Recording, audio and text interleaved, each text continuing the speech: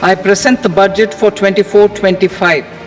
हाल ही में देश के फाइनेंस मिनिस्टर निर्मला सीतारमण ने पार्लियामेंट में बजट पेश किया और इसके साथ ही आरोप और प्रत्यारोप का दौर शुरू हो गया।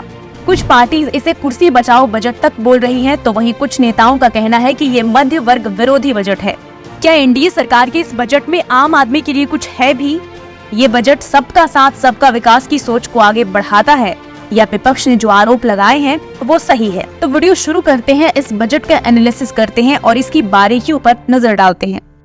पहला, कांग्रेस का मानना है कि ये बजट कांग्रेस के मैनिफेस्टो से कॉपी करा गया है और खास करके नौकरियों और स्किल डेवलपमेंट में। Adopted the ideas underlying our proposals. This budget has more or less copied the Congress Constitution. बल्कि सच्चाई ये है कि कांग्रेस की टीम होमवर्क नहीं करती, क्योंकि अगर पढ़ा होता तो इन लोगों को पता चलता कि एनडीए सरकार की scheme national apprenticeship promotion scheme 2016 में लॉन्च हुई थी।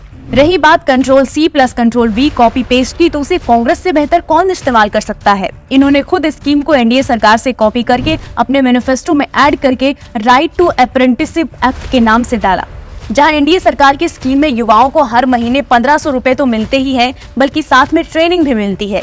लेकिन राहुल गांधी तो बस खटाखट करके सीधा बैंक अकाउंट में पैसे डाल भी पाते या वहां भी घोटाला हो जाता। एनडीए की स्कीम से इन युवाओं को अपने सामर्थ्य जानने का मौका मिलेगा और वो इंडस्ट्री रेडी होकर न्यू स्किल्स सीखेंगे।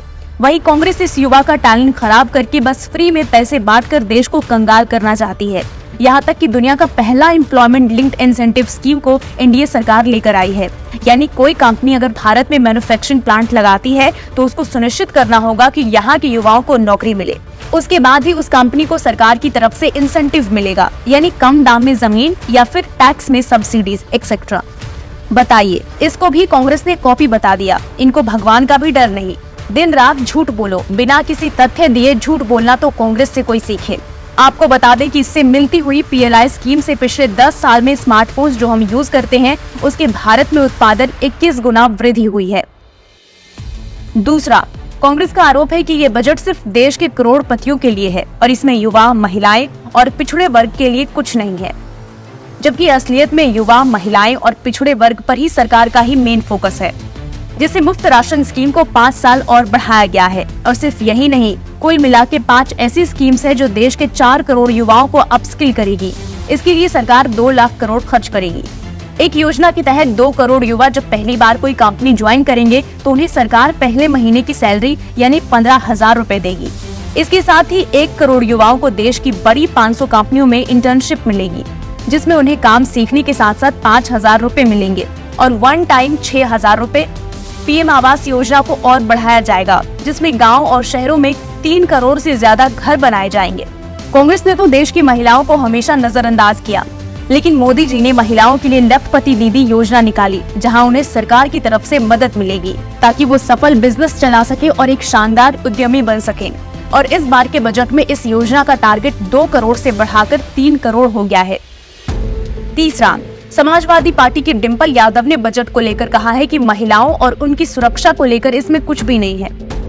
अगर उन्होंने एक बार भी बजट पढ़ा होता तो उन्हें ये पता चलता कि महिलाओं की सुरक्षा के लिए सरकार ने 3 लाख करोड़ एलोकेट किए हैं। फ्लैगशिप स्कीम जैसे पोषण अभियान, वात्सल्य मिशन को 1472 करोड़ और मिशन शक्ति को 3145 करोड़। इन्हें काफी मात्रा में फंड्स दिए गए हैं, जिससे उनकी सेहत का ध्यान रखा जाएगा और उन्हें भरपूर पोषण मिलेगा, जिससे देश की महिलाओं का सशक्तिकरण होगा। चौथा, अखिलेश यादव ने सवाल उठाया कि किसानों के लिए इस बजट में कुछ भी नहीं दिया गया। कोई बात नहीं अखिलेश जी, सफाई महोत्सव की तैयारी में आप बिजी हो, बजट को अच्छे से पढ़ना भूल गए हो। तो उनको हम बता देते हैं कि दरअसल किसानों के लिए 1.5 लाख करोड़ रुपए दिया गया है, जिसमें नेचुरल फार्मिंग को बढ़ावा देना, आत्मनिर्भरता लाना, दाल और ऑयल सीड्स में, और सबसे खास बात कृषि में डिजिटल पब्लिक इंफ्रास्ट्रक्चर को लाना, जिससे डिजिटली खेत का सर्वे होगा और एक रजिस्ट्री बनेगी, जिससे 6 करोड़ किसानों को लाभ मिलेगा। पांचवा, विपक्ष का कहना है कि बिहार को फंड के नाम पर झुनझुना मिला है। उनको ये लगा होगा कि जैसे उनके राज में बिहार को जंगल राज का और बीमारू राज का दर्जा मिला था, तो वैसे ही सरकार ऐसे ही स्कैम्स करती होगी। तो बजट देखी तो बिहार के लिए 26,000 करोड़ का फंड तैयार किया गया है, जिसमें गया में इंडस्ट्रियल हब बनाया जाएगा और इससे जोड़ा जाएगा अमृतसर कोलकाता इंडस्ट्रियल कॉरिडोर से। इंफ्रास्ट्रक्चर की बात करें तो बिहार के अंदर सड़कों का जाल बिछाया जाएगा, जिसमें शामिल है पटना पूर्णिया एक्सप्रेसवे और बक्सर भागलपुर एक्सप्रेसवे। नालंदा यूनिवर्सिटी का पुनरुत्थान, medical colleges, airports and sports infrastructure.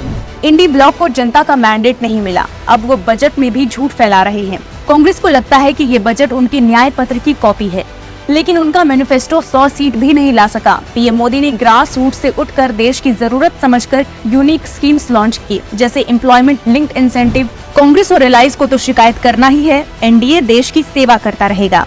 तो आप इस बजट के बारे में क्या सोचते हैं, हमें कमेंट सेक्शन में जरूर बताइए और निष्कर्ष टीवी को सब्सक्राइब करना ना भूलें।